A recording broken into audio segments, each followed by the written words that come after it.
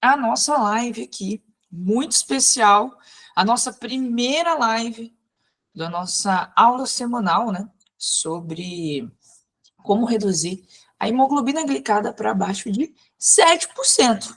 Então, quem está aqui, seja muito bem-vindo à nossa primeira live desse novo projeto, desse grande projeto que a gente está realizando aqui para gerar muito mais conhecimento e educação em diabetes. Então, a gente, toda terça-feira, às 7 horas da noite, a gente vai se encontrar aqui no Google Meet para que a gente aborde um tema e converse para que você consiga reduzir a tua hemoglobina glicada para abaixo de 7%. E na aula de hoje, a gente vai falar como reduzir a hemoglobina glicada para baixo de 7% de uma forma saudável, consistente, sem milagres e sem loucuras.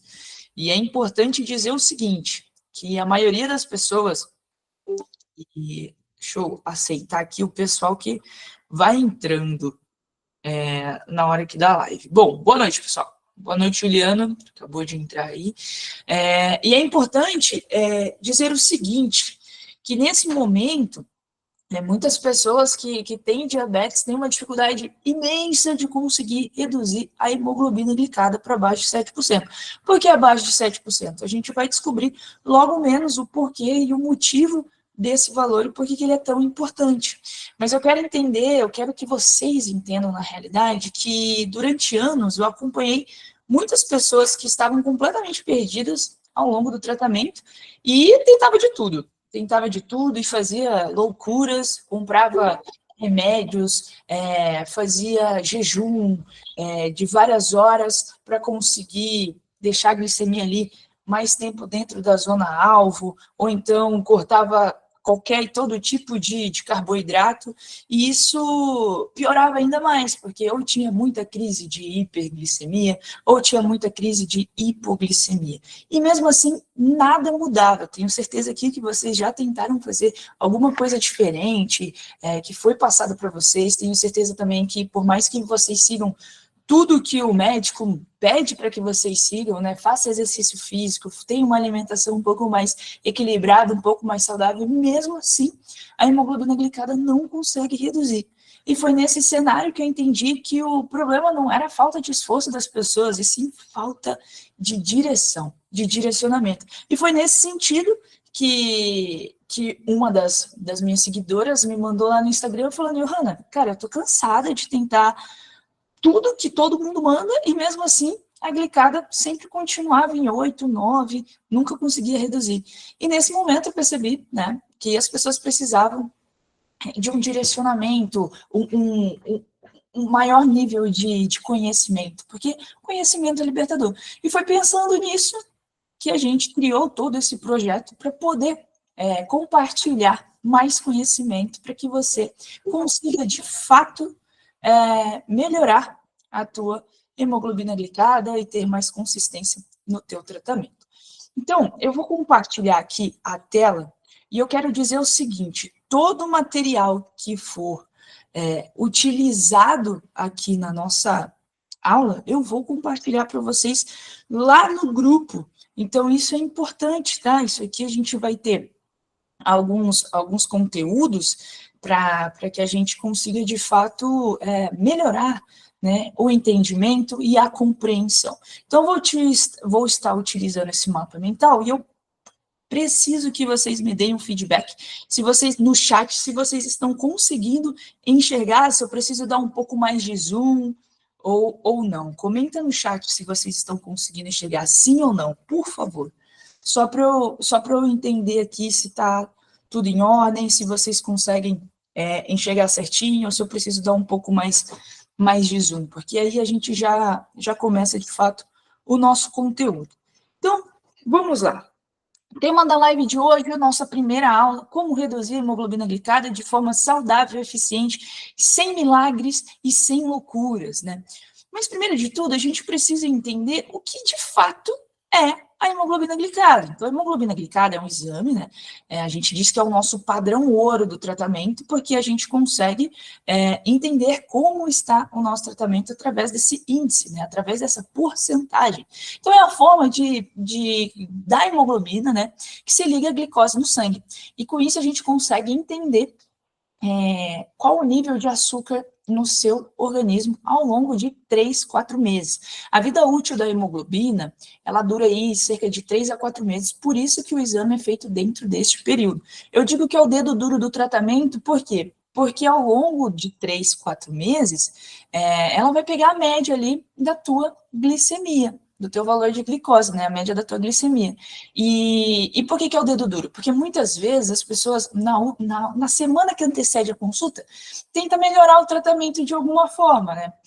Tenta fazer mais exercício, tenta se alimentar melhor, diminuir os carboidratos, aplicar de forma mais correta os medicamentos e a insulina, e pensando que realmente aquilo, uma semana antes do exame, tá? Pensando que aquilo de fato vai ocorrer alguma diferença significativa no valor do exame.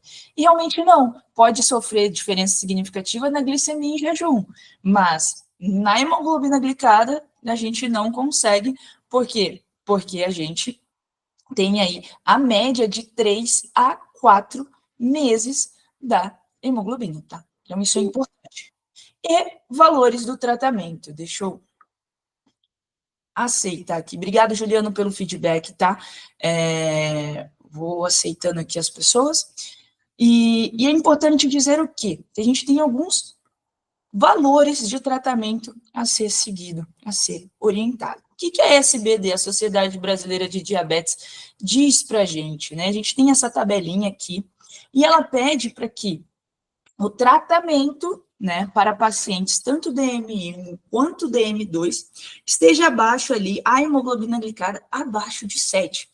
Isso porque com uma glicada abaixo de 7, a chance de você desenvolver algum tipo de complicação do diabetes, ela é menor. Então, eles pedem essa margem de segurança para que, ao longo do tempo, ao longo dos anos, vocês diminuam a chance de desenvolver algum tipo de complicação do diabetes. Então, eu peguei esse parâmetro aqui para que vocês entendam que é retirado da Sociedade Brasileira de Diabetes, e é isso que a gente tem de mais atual dentro de metas do tratamento. Além disso, a gente não vai aprofundar muito nos outros parâmetros, tá? De glicemia em jejum, pré-prandial e pós-prandial, mas aqui vocês vão ter essa tabela à disposição de vocês para que vocês possam utilizar no dia a dia. Outro número muito importante para quem utiliza o sensor é a meta, né? O tempo no alvo, como a sociedade diz. E para quem utiliza sensor, é importante que a gente fique dentro do intervalo alvo, que é de 70 a 180, né, miligramas por decilitro, 70% acima, né, de 70%. Isso equivale a quanto, né, de glicemia, a média de glicemia, daqui a pouco vocês vão poder verificar. Então, a maior parte do dia, 70% do dia, a gente tem que ficar dentro da zona alvo, tá, entre 70 e 180. Por quê? Porque abaixo de 70 já é hipoglicemia e acima de 180 já é hiperglicemia. E eles falam que acima de 180, né, pode ficar ali abaixo de 25%, e acima de 250, apenas 5% desse valor do teu dia. E hipoglicemia a gente sempre quer evitar o máximo possível, então abaixo de 70, 4% e abaixo de 54%, de 54, 1%. Então a gente sempre quer evitar, né, as extremidades, porque a gente sabe que o impacto disso na glicada no final é bem significativo. Outro número aqui, outro parâmetro muito importante para a gente entender, a gente vai comparar, né, vai fazer a relação entre a hemoglobina glicada e a glicemia média estimada, que eu estava falando, né? Então, comenta aqui embaixo para mim, qual que é o valor, se vocês souberem, né, o valor da glicada de vocês, a mais recente. Por quê? Porque aí a gente vai conseguir entender qual que é a glicemia média estimada. Por que a gente pede aí a glicada abaixo de 7? Porque a glicemia média estimada ao longo desses meses vai ficar entre 123 a 185. Tá vendo? Ah lá, Daiane, 7,2 de glicada. Olha lá, o Juliano, 7,9, então tá mais próximo aqui, ó, Juliano. Então a gente tem aí uma glicemia média estimada de 183, tá? Então a gente consegue entender qual a média de glicemia que mais tempo você está permanecendo, o que justifica o valor dessa hemoglobina glicada.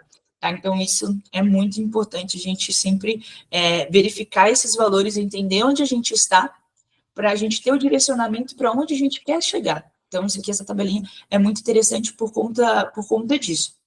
E a gente também tem uma última tabela que mostra, né, o tempo no alvo em comparação à hemoglobina glicada. Eu trago essas duas comparações porque tem pessoas que utilizam o sensor e pessoas que não utilizam. Então, sempre quando a gente está falando de tempo no alvo, esse dado é fornecido para quem utiliza o sensor.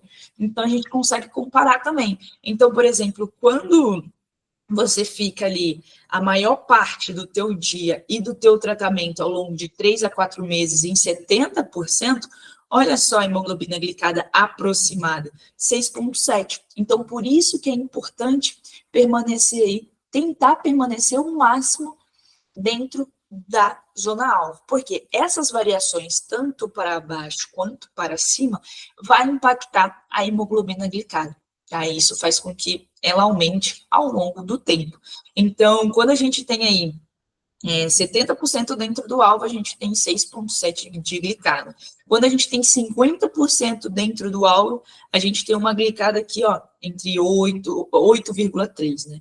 40%, 9. São as glicadas mais aproximadas aí, perto dos valores que vocês forneceram aqui para a gente. Então, isso aqui tem que ficar muito claro, porque é importante a gente entender onde a gente quer chegar, onde a gente está, para onde a gente quer chegar. Tá? Então, isso é muito importante. Entendido o que é a hemoglobina glicada, a gente precisa entender que ela não depende de apenas um único fator para conseguir ter essa redução. Por isso que várias pessoas têm essa dificuldade. Para realmente a hemoglobina glicada conseguir ter a sua redução de fato, é preciso ter um equilíbrio muito bem feito entre os principais pilares do tratamento. Eu vou trazer 5 aqui para vocês. E ao final da aula, ou durante a aula, eu quero que vocês comentem qual pilar vocês têm mais dificuldade atualmente, ou os pilares que vocês têm mais dificuldade atualmente. Deixa eu aceitar aqui. Claudiane, perfeito. Aceitei. E o primeiro pilar que eu coloquei aqui, né, é em relação ao exercício físico. Muitas pessoas têm uma alimentação mais saudável, né, tem ali uma dose de insulina mais ou menos ajustada, e mesmo assim não consegue reduzir a glicada. O que está faltando? Né? Então, a gente consegue entender, né, que o exercício físico, muitas vezes, as pessoas acabam não fazendo. E ele é muito importante, por quê? Porque o exercício físico, ele melhora a captação de glicose pelos músculos. Eu costumo falar que o exercício físico é uma esponja. Tá? Então, para que a gente consiga fazer qualquer movimento, qualquer atividade física, o nosso músculo, ele precisa retirar essa glicose do sangue e utilizar como fonte de energia. Por isso que acaba reduzindo a tua glicemia e fazendo com que ela fique mais estável. Então, ele é uma esponja, ele suga essa glicose do sangue para ser utilizado como fonte de energia, mesmo sem precisar da ação da insulina. Então, o exercício físico, ele consegue retirar a glicose em excesso do sangue sem utilizar a insulina. Tá? Então, é um segundo mecanismo de retirada de glicose do sangue. Ele reduz a resistência à ação da insulina, então, a longo prazo, você vai reduzir tanto a sua dose de insulina basal, quanto suas doses de medicamentos orais, quanto as suas doses também de insulina rápida para realizar a alimentação. Deixa a glicemia mais estável e o efeito do exercício físico, ele pode durar até 48 horas, dependendo do que. É importante deixar isso bem claro, da duração, do tipo e da intensidade do exercício. Tá? Então, isso é muito importante. O efeito pode perdurar até 48 horas. Então, é interessante que você não fique mais de 2 dias sem se exercitar, porque você perde aquele efeito acumulado do exercício físico. E aí você pode até fazer um teste, né? Faz um teste um dia na tua casa, um dia que você fez exercício e o dia que você não fez. E verifica qual vai ser o dia que você teve mais estabilidade glicêmica. Depois me conta lá no WhatsApp, no Instagram. para o resultado desse teste. Tenho certeza que vai ser no dia que você fez exercício físico. E o exercício, a gente divide ele em 2 grandes grupos, tá? Exercício de força e exercício aeróbio. O exercício de força, ele deve ser a prioridade quando você for se exercitar. Porque com exercício de força, a gente consegue ganhar massa muscular. Aumentando a massa muscular, a gente consegue ter mais músculo puxando essa glicose em excesso e fazendo com que a glicemia fique cada vez mais estável. Além disso, com a massa magra, né, com o ganho de massa muscular, vai te dar muito mais qualidade de vida e muito mais também expectativa de vida. Então, você vai conseguir fazer um agachamento, você vai melhorar a sua condição de dor, você vai conseguir ter mais vida. Músculo é vida. Eu digo que é a nossa poupança. Muitas pessoas se preocupam apenas com poupança financeira quando você está ali na velhice, né? Você tem que poupar dinheiro. E aí eu digo que uma das maiores riquezas que a gente pode poupar, né, ao longo do tempo é músculo, porque depois dos 30 anos, a cada década você perde 10% de massa muscular. E quando você chega ali na velhice, você acaba sofrendo bastante pela falta de músculo, né? Você não consegue ter autonomia para realizar suas coisas. Então, o treino de força deve ser a sua prioridade, porque ele vai ter um impacto maior na redução da hemoglobina glicada, ele vai ter um impacto maior na diminuição da resistência à ação da insulina, e ele vai ter um impacto maior na tua saúde. Quantas vezes na semana? De 3 a 4 vezes na semana, tá? Ele deve ser a tua prioridade, e ele pode ser feito tanto na academia, no funcional, no crossfit, com os elásticos e com o próprio peso corporal. Exercício de força é todo exercício que você consegue vencer uma resistência, seja ela um peso propriamente dito, ou então seu próprio peso, por exemplo, flexão, barra, agachamento. Então, você consegue se exercitar em casa, você consegue se exercitar na praça, fazendo esse tipo de treinamento, tá? E mantém a glicemia mais estável e mais baixa.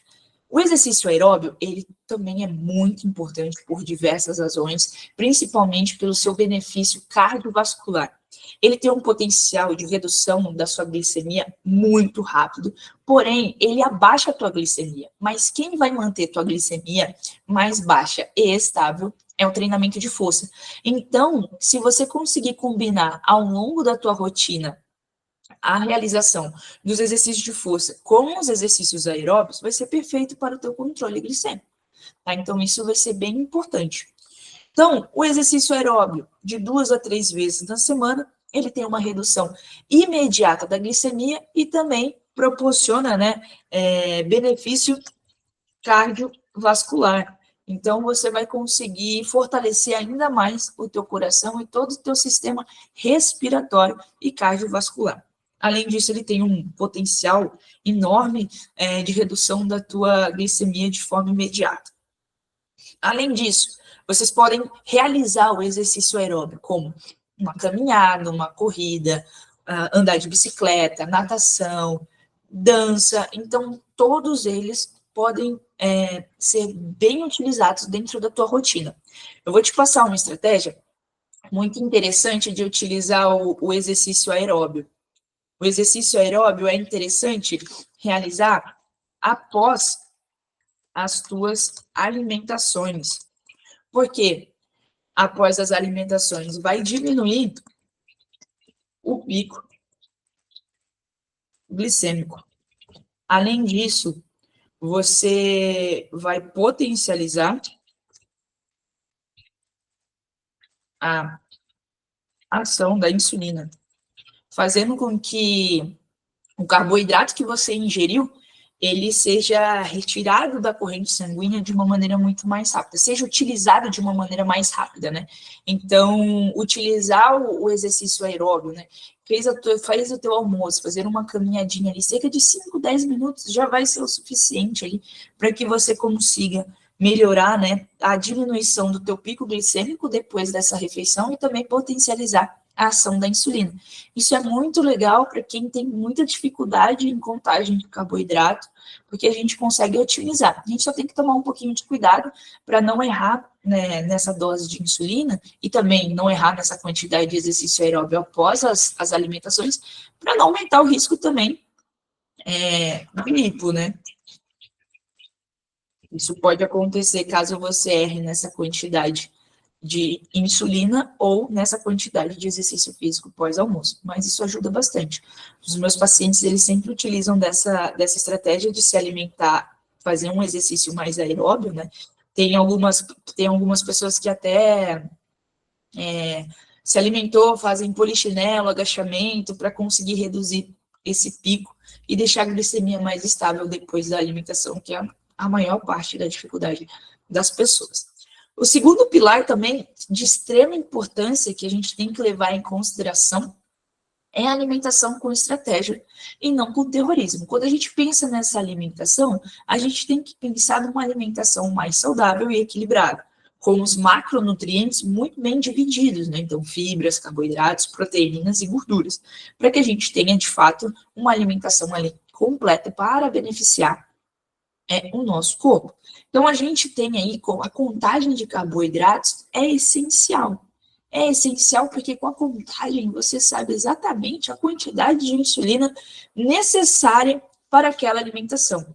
E aí fica muito mais fácil para você conseguir ter esse valor de glicemia após 2 horas de alimentação dentro da zona alfa, que é a grande dificuldade da maioria das pessoas. Então, para fazer a contagem de carboidrato, a gente precisa principalmente de 2 fatores. O fator de sensibilidade, que significa o quê? Quanto uma unidade de insulina reduz na tua glicemia. Então, a gente pode ter um exemplo aí de 1 para 50, ou então de 1 para 30. Então, uma unidade da insulina rápida reduz cerca de 30 pontos. O fator de sensibilidade, ele é importante e ele é usado para realizar correção de hiper, tá? Apenas correção de hiper. Então, para fazer a correção antes dessa alimentação ou em momentos que você não está se alimentando, que você está com a hiperglicemia. Tá? Então, fator de sensibilidade, muito importante você conseguir ter o seu muito bem ajustado. Quem que tem que falar esse valor para ti? Teu médico. Teu médico, tá? Normalmente é ele que vai te passar esse valor, ele que deveria te passar esse valor. Tem como descobrir esse valor sozinho? Tem. Como? Tem o manual de contagem de carboidratos da SBD. Quem quiser o manual de contagem de carboidrato, lá vai ensinar a fazer todas as contas para que você consiga fazer a contagem de carboidrato de uma maneira muito mais eficiente, para que você saia do chutômetro, tá? Então, isso é importante. Quem quiser o manual de contagem de carboidrato, me aciona lá no Instagram, no direct do Instagram. Oi, Johanna, estava na tua live, me manda o manual de contagem de carboidrato. E isso, Daiane, tem até o aplicativo da Sociedade Brasileira de Diabetes. Quem utiliza mais celular, né? Mas só para vocês terem ideia, é esse manual aqui, tá? Esse manual aqui é o mais atualizado que a gente tem. Aqui ensina a fazer a contagem de carboidrato e achar esses valores, tá bom? Então, mas quem quiser o PDF deles, me manda mensagem lá no direct do Instagram, que eu te mando ele por teu e-mail, tá bom? E outro dado muito importante que a gente precisa entender para fazer a contagem de carboidrato é a relação insulina-carboidrato. Quanto uma unidade de insulina cobre X gramas de carboidrato. Então, normalmente, 1 para 15, 1 para 10, 1 para 20, né? 1 para 8, quem tem mais resistência à ação da insulina. Então, esses valores aqui é quanto uma unidade de insulina vai cobrir X gramas de carboidrato. Se eu vou comer, por exemplo, um pão francês, e aí eu vou chutar, vamos dizer que ele tem aí 20 gramas de carboidrato. Então, eu vou precisar de 12 unidades de insulina para comer esse pão, né? Se for só o pão, né? Se tiver mais carboidrato, a gente tem que fazer a conta dos outros carboidratos. E a contagem de carboidrato, ela fica muito mais assertiva utilizando a balança, tá? Pesando os alimentos. Então, isso aqui ajuda demais. Outra coisa que ajuda demais, além do manual de contagem de carboidrato, é a tia Beth. A tia Beth é uma IA, né? É uma inteligência artificial, é um contato É um contato de WhatsApp, que você pode mandar a tua foto da tua alimentação, teu áudio ou o texto de que você está comendo, o valor da tua glicemia, que ela vai te falar ali quanto de unidade de insulina que você precisa aplicar. Obviamente que você vai precisar fornecer esses valores aqui para ela, tanto de relação insulina-carboidrato, quanto fator de sensibilidade, para que essa dose de insulina seja mais assertiva. Mas para quem tem bastante dificuldade, a Tiabete pode te ajudar bastante. Quem quiser o contato da Tiabete, me manda mensagem lá no direct do Instagram, falando que estava na live, que eu encaminho para você o contato da Tiabete também. Então, quando a gente pensa em alimentação, a gente sempre tem que pensar numa alimentação mais equilibrada, mais saudável, e também tem que pensar na contagem de carboidrato. Não tem como a gente conseguir ter resultados significativos se a gente não conseguir fazer a contagem de carboidratos. Isso aqui é essencial. Para quem utiliza dose fixa, tem muita dificuldade em conseguir reduzir a hemoglobina glicada, porque com dose fixa você tem que sempre ter a mesma rotina, comer sempre a mesma coisa, na mesma quantidade, no mesmo horário. Então, realmente dificulta bastante a melhora, né, e a consistência do tratamento. Outro ponto muito importante, o terceiro pilar, para que a gente consiga reduzir de forma significativa a hemoglobina glicada sem fazer loucura, né, e sem milagres, a gente precisa do quê? A gente precisa de dado. Quem não tem dado, não consegue gerenciar.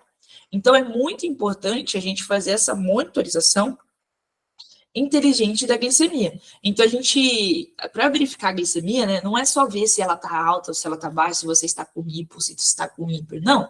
É identificar padrões e agir de forma estratégica. No diabetes, tudo é teste. Mas, além de ser tudo teste, no diabetes é antecipação pura.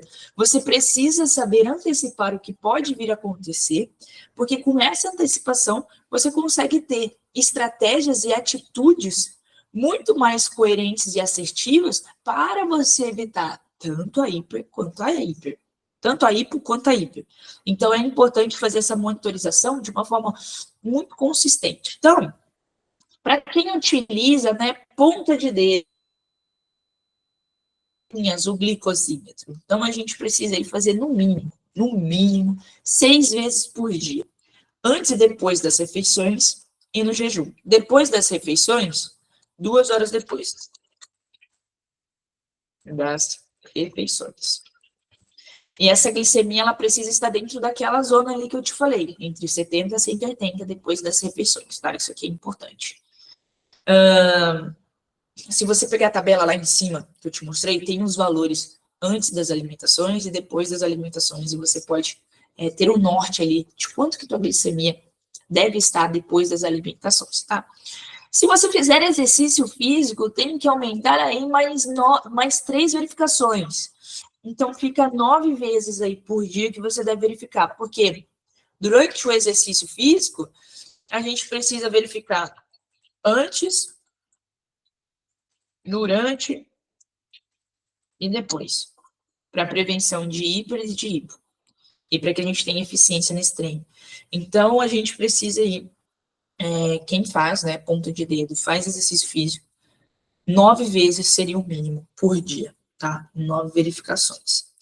É importante não só verificar o valor da glicemia, mas anotar esse valor de glicemia é muito importante. Ter um diário glicêmico, seja no bloco de notas do celular, seja numa planilha de Excel, ou então no papel mesmo, com os horários, com tudo que você faz ao longo do dia. Por quê? Porque é importante anotar essas medições com contexto. A gente nunca pode olhar o valor da glicemia de forma isolada. A gente sempre precisa entender o contexto. Até porque, para quem utiliza ponta de dedo, a gente só tem uma fotografia da nossa glicemia. A gente não sabe se ela está caindo, se ela está subindo. E a gente só vai saber isso se a gente fizer uma verificação antes e uma verificação depois de tal ação, né? Seja alimentação, seja o treino, seja uma viagem, enfim. A gente precisa entender que quanto mais a gente anota, quanto mais a gente entende as variáveis que podem impactar na glicemia, fica muito mais fácil da gente entender os padrões. Então, quem faz um diário glicêmico, o valor da glicemia, mais o que comeu, quanto de insulina aplicou, qual foi o horário dessa aplicação de insulina, se estava com hiper antes, se estava com hipo antes, se fez exercício ou não.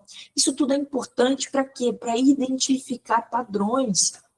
A gente precisa identificar padrões para que a gente entenda o que funcionou e o que precisa ajustar. São mais de 42 fatores que alteram a glicemia. E é muita coisa para a gente conseguir memorizar tudo e ter controle sobre tudo. Tem coisas que a gente não tem domínio. Por exemplo, frio, calor, né, temperatura, vai impactar de formas diferentes no valor da glicemia. Então, a gente entendendo esses padrões e anotando tudo, é mais fácil da gente conseguir ter ações mais assertivas no dia a dia. Como eu falei, quanto mais a gente sabe, quanto mais a gente tem dado, maior a nossa capacidade de gerenciamento. Então, se a gente sabe o que está acontecendo, os valores, o contexto, fica muito mais fácil da gente conseguir melhorar e avançar no tratamento, porque a gente vai conseguir identificar esses padrões. Para quem utiliza, né, com o monitoramento certo, você descobre o que está sabotando e o que está funcionando realmente no seu tratamento. E isso você só vai conseguir com o diário glicêmico. Tá? Para quem utiliza sensor de glicose, é legal porque dentro dos aplicativos, tanto da Abbott, que é o Libre, quanto Saiba Onyx, quanto até da MedLabson, você tem a opção de colocar ali o momento que você está de acordo com aquele valor de glicemia. Então, eu estou vendo lá que eu vou almoçar, então eu falo lá, alimentação. E aí você consegue colocar lá e aquilo ali vira o seu controle glicêmico. Então, ali você já vai conseguir entender, né, de fato, o teu dia, o que aconteceu ao longo do teu dia e o que pode ter tido influência nesse valor de glicemia. Aqui é tendência, entender a tendência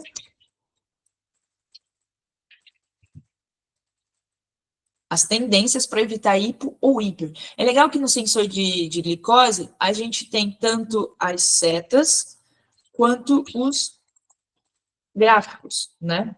As setas de tendência demonstram para onde a glicemia está indo, o gráfico também demonstra para onde a glicemia está indo de uma maneira diferente, porque a gente consegue perceber se está subindo, se está caindo, a setinha não, ela demonstra assim, assim, assim ou para baixo, né?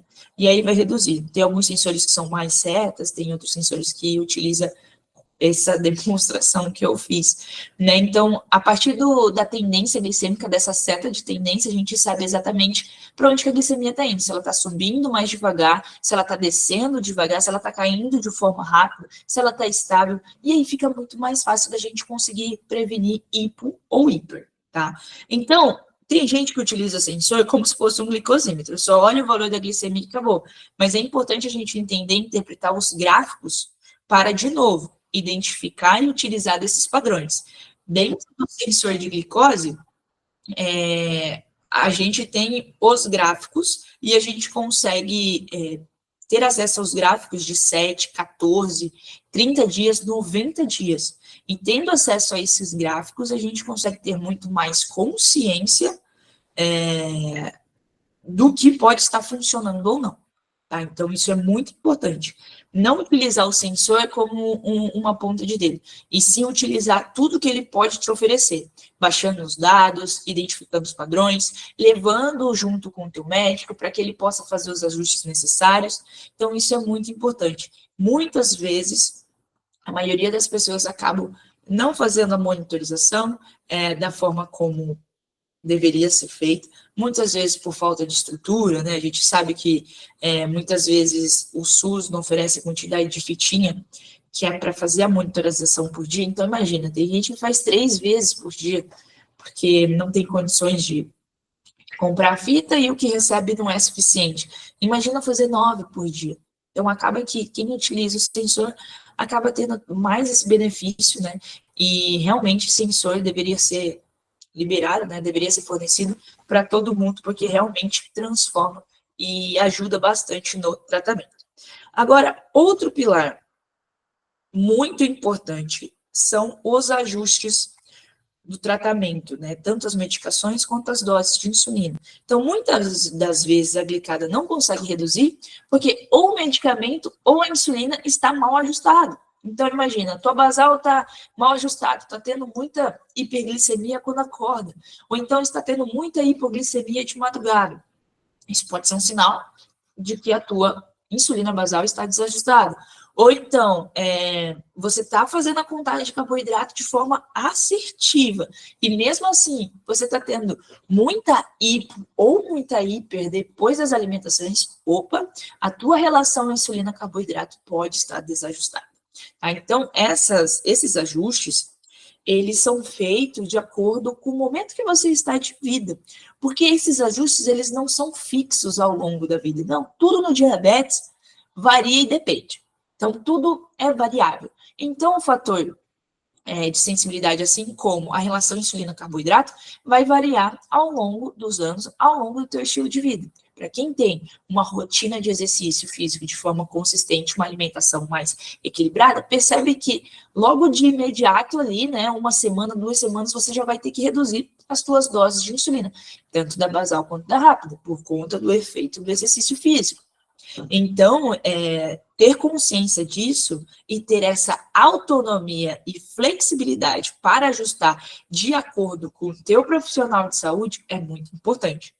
Porque não é culpa sua se a tua insulina está desajustada, né? Mas sim falta de avaliação estratégica com os dados corretos dos outros profissionais de saúde, tá? Então, primeiro de tudo, a gente precisa entender, muitas vezes as pessoas acabam não entendendo os efeitos das insulinas que acabam utilizando. Então, a gente tem 2 tipos de insulina, né? A basal, que é de longa duração, e a rápida, que é de rápida ação. E a gente precisa entender a duração total dessa basal e também precisa aplicar sempre no mesmo horário. Muitas pessoas acabam aplicando em horários diferentes ao longo do dia e isso acaba prejudicando muito, tendo um impacto e dando a oportunidade de ter uma hipo ou hiper. Tá? Então, a basal, sempre aplicar, sempre no mesmo horário. Ter essa rotina de aplicação. Você precisa entender quanto que a tua basal, ela dura no teu organismo. A duração da bula é um parâmetro geral, mas você precisa entender quanto que essa insulina está realmente durando no teu organismo. Então, por exemplo, tem insulina basal que pode durar 36 horas, por exemplo. E aí você percebe que está durando 32, 34. Então, você precisa realmente perceber no teu organismo como que aquela insulina está funcionando. Tá? E ir ajustando, né, junto com o teu profissional de saúde. A insulina rápida, que é utilizada para momentos de correção e para momentos de alimentação, ela possui 3 tempos. E você precisa entender cada um deles. Você precisa entender o início da ação, quanto tempo ela demora para começar a fazer efeito, o pico da ação e a duração total da ação. Isso é importante, tá? Então, por exemplo, início da ação. Minha insulina começa a fazer efeito em 15 minutos. O pico, isso tem as informações na bula, tá, da insulina. 1 hora. A duração total de 1 a 3 horas. Isso é importante para quê? Porque você pode evitar a hipoglicemia sabendo exatamente como que a tua insulina funciona. Ou hiperglicemia também, porque imagina, eu vou falar sobre isso mais tarde, aplicar insulina, né, toda vez que você vai se alimentar, cerca de 15 a 20 minutos antes de se alimentar, porque ela precisa começar a fazer efeito. Se você come e aplica, o sangue, né, o carboidrato vai chegar no sangue mais rápido do que a ação da insulina. Então vai aumentar, você vai ter um pico bem maior do que se você tivesse esperado esses 15 minutos. É difícil, com a rotina agitada da gente, é difícil você aplicar ali cerca de 15 a 20 minutos antes, mas é de extrema importância e você percebe que realmente isso traz grandes resultados. Pequenas ações dentro do tratamento traz grandes resultados. Então, quando você consegue esperar, né, e aplicar cerca de 15 a 20 minutos antes de se alimentar, isso te ajuda bastante. Só a rápida, a regular, que ela vai começar a fazer efeito em 30 minutos. O início da ação dela é de 30 a 40 minutos. Então, você vai ter que aplicar cerca de 30 a 40 minutos antes, tá? Quem utiliza regular. Mas é importante entender o quê? Por exemplo, no pico de ação, onde a insulina vai estar trabalhando de uma melhor forma, mais otimizada. A gente tem que evitar exercício físico nesse momento. Porque a chance de ter hipo é alta. Porque o exercício físico já retira a glicose do sangue. E aí você vai potencializar o efeito dela, estando no pico. Então, a chance de hipoglicemia é alta, tem que tomar cuidado. E a duração total, por quê? A insulina ativa, né?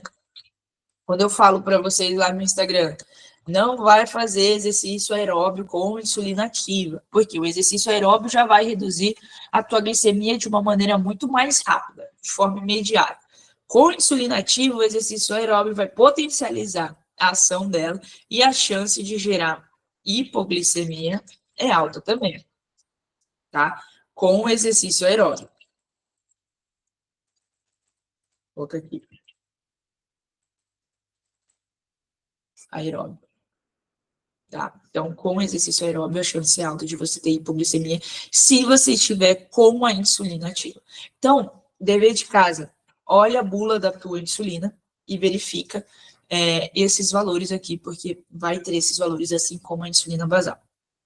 É importante avaliar se você está aplicando sempre nos mesmos horários, principalmente a insulina basal.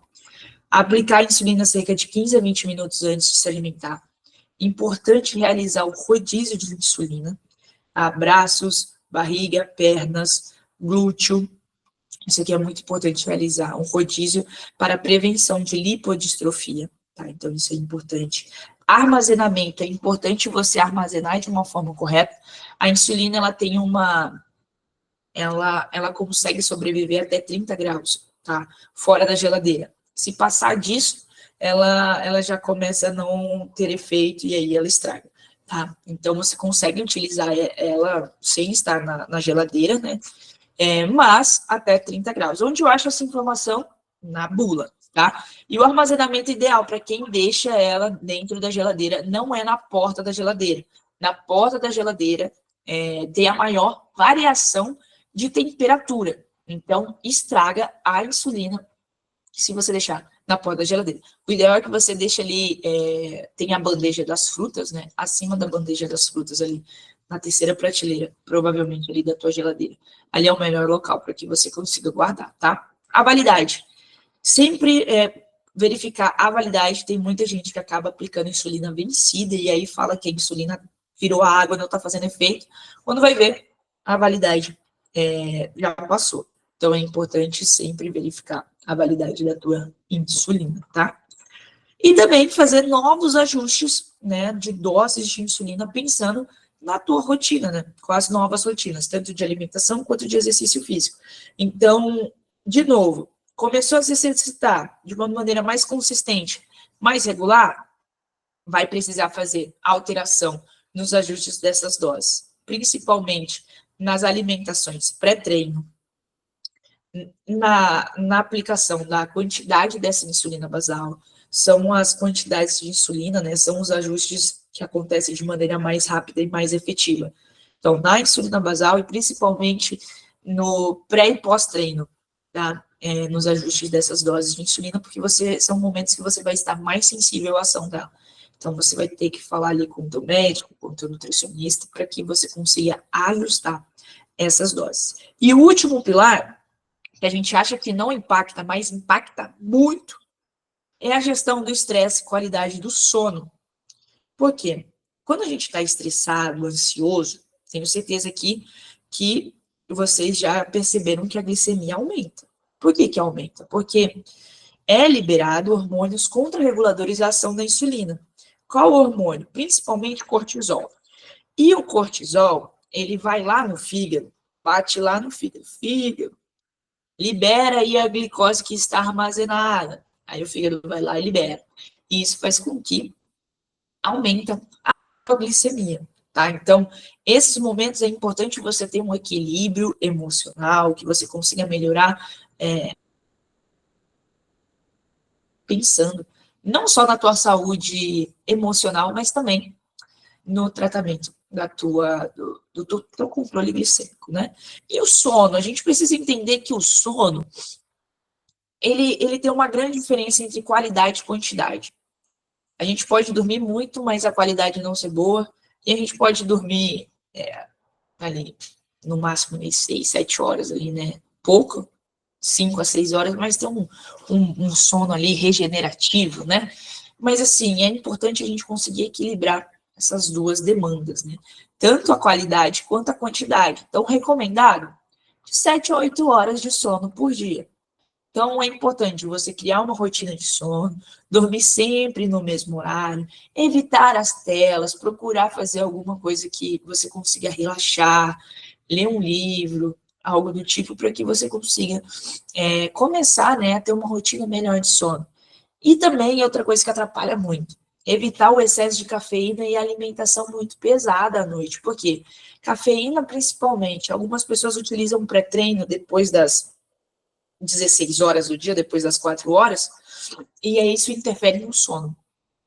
A cafeína é legal ser utilizada em fazer as tuas ingestão de café, né? A tua ingestão de café ao longo do dia, sempre antes das 16. O limite máximo é 16 horas, tá?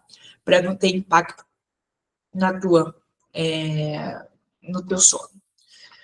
Último fator importante aí, né, que a gente precisa entender é que o sono ruim e a quantidade baixa atrapalha o teu controle glicêmico porque deixa a tua glicemia mais alta. Tá? Então, isso é importante a gente conseguir administrar. Esses foram os 5 pilares mais importantes para que você consiga, de uma maneira muito saudável e consistente, reduzir a tua hemoglobina glicada. Tá? Então, isso é muito importante. Então, tenho certeza que você saindo daqui, você vai ter muito conhecimento para aplicar no teu dia a dia. Estuda esse material. Eu vou enviar lá no grupo para que vocês tenham acesso a esse mapa mental, com todas as tabelas, com todas essas informações. E também eu peço o seguinte para vocês, tá? Algo importante. Na próxima aula, na terça-feira, às 19 horas, sempre às terças, às 19 horas, a gente vai ter essa nossa aula semanal, a glicada abaixo de 7. Né? A gente vai falar sobre o tema, né, muito importante e muito desejado, como contar carboidrato sem complicar a tua rotina. E caso ainda você não seja inscrito nessa aula, eu peço para que você possa se inscrever, tá? Nessa aula, que é de extrema importância para que você receba a notificação e os avisos do link, dizendo que a gente já está ao vivo, saber qual vai ser o próximo tema, para que a gente crie conteúdo que realmente vai fazer diferença aí no teu tratamento. Então, onde que eu tenho acesso a esse link? Se você não é inscrito, eu vou deixar aqui no chat, ou então você pode ir lá na bio do meu Instagram, que você vai ter acesso. Mas eu estou deixando o link aqui para que você possa se cadastrar, tá bom? Envia para o máximo o número de pessoas que você conhece. E conhecimento é libertador. Quanto mais a gente sabe, mais a gente é livre com o nosso tratamento. Então, se inscreve quem não é inscrito. Próxima aula, como contar carboidratos sem complicar a sua rotina. E lá no meu direct do Instagram, me conta o que você achou disso tudo, né, dessa aula, se você tem alguma dúvida, se você gostou, e aí a gente consegue, de fato, poder te ajudar. E outra coisa muito importante, que o aviso final aqui da nossa live, da nossa aula, quem quiser concorrer a um mapeamento estratégico da glicada para entender quais os pontos que realmente está impactando na tua glicemia e como que você pode melhorar, você pode concorrer a isso, tá? Então, a gente vai deixar outro link aqui para que você tenha a chance de você conseguir concorrer ao mapeamento estratégico da glicada. O que é o mapeamento? A gente vai descobrir o que de fato está atrapalhando no teu resultado e o que você deve começar a focar para ter o resultado, para que você consiga reduzir a tua hemoglobina glicada abaixo de 7. Esse mapeamento, para quem conseguir de forma gratuita, mas é preciso também passar por um processo de inscrição. O link para o mapeamento estratégico eu vou deixar aqui no chat.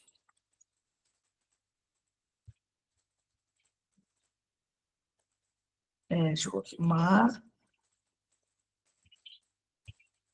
Vou deixar aqui no chat para vocês, tá bom? Então, quem quiser concorrer, se inscreve para que eu e a minha equipe, a gente possa fazer esse mapeamento junto contigo, para a gente identificar onde você está, o que está impactando de verdade na tua glicada e como a gente pode focar teu direcionamento para conseguir mudar a tua realidade atual. Isso para quem quer reduzir a hemoglobina glicada ou manter ela abaixo de 7. Tá? Para quem quer reduzir para abaixo de 7 e para quem deseja manter ela abaixo de 7. Depois que reduziu, a maior dificuldade vai conseguir manter. Tá? Daniele, eu mandei o link aí embaixo, tá? Você pode concorrer, tá? Que a gente vai entrar em contato, tá bom? E espero vocês todos na próxima aula, toda terça-feira, às 19 horas, como contar carboidrato sem impactar, né, direto na tua rotina. Quem quiser, de novo, se inscrever, quem não é inscrito, link está na bio do meu Instagram, e quem quiser concorrer ao mapeamento também está lá no Instagram, e qualquer dúvida me manda pelo direct, que eu vou poder tirar a tua dúvida, e eu te encontro na próxima aula.